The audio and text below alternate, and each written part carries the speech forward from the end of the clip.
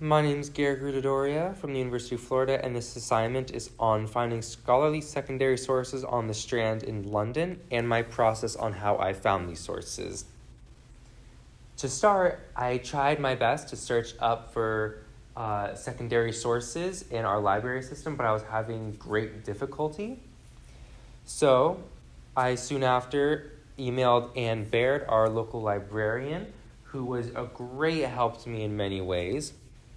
I discussed having an appointment with her, and she responded very quickly and told me to come in the next day, which I did. And we were able to sit down with each other, and we were both able to try and search for sources. And her, with her background, she was able to find many sources for me, while she also did acknowledge that finding information on the Strand was a little difficult by just looking through the library systems. So while she did try to do that, she did try to search up through other sources and articles, such as online documents, for my information, which she did. She found a few PDF available sources called William Blake's Last Residence, the London Bridge and its symbolic identity in the Regency metropolis, the dialectic of civic and national pride, and the construction of Northumberland House and the patronage of its original builder, Lord Henry Howard. And other than these 3 PDF sources, she found me 2 JSTOR articles and gave me the links to them, called Location, Cecil House in the Strand, and the Salisbury House in London, the Strand Palace of Sir Robert Cecil. She did tell me, that was evident by the titles, that most of these online sources weren't directly about the Strand in London.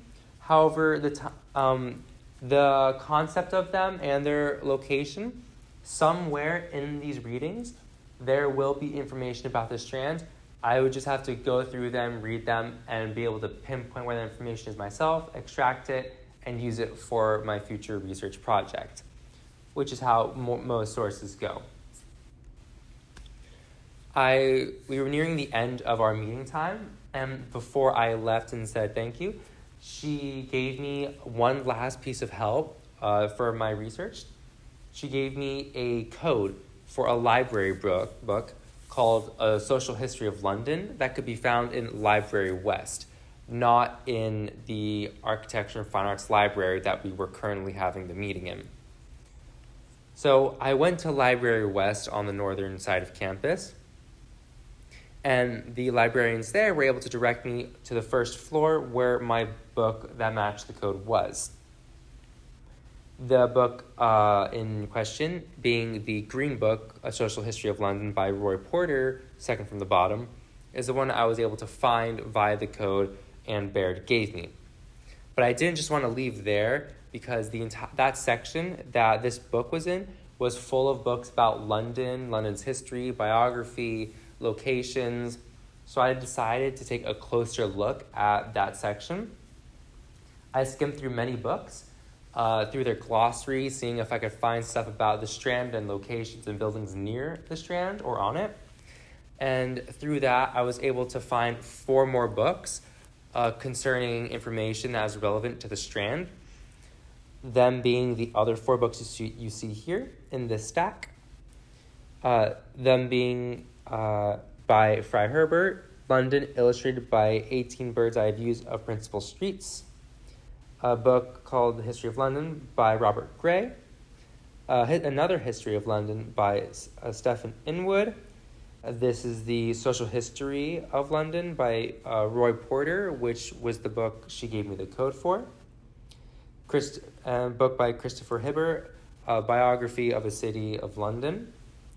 And the reason why I have these here, even though I found the books just off the shelf, I went onto the library catalog site to go find more information about them, like the author, the publishing date, descriptions, summaries, important information about citing the sources properly, what would be in this assignment and my final presentation. And even though I have these books, I can hold on to them until mid-March, which I will do for future assignments and hopefully our final research project, unless I have to renew them. But for now, I am holding on to them so I can have them readily available for future assignments.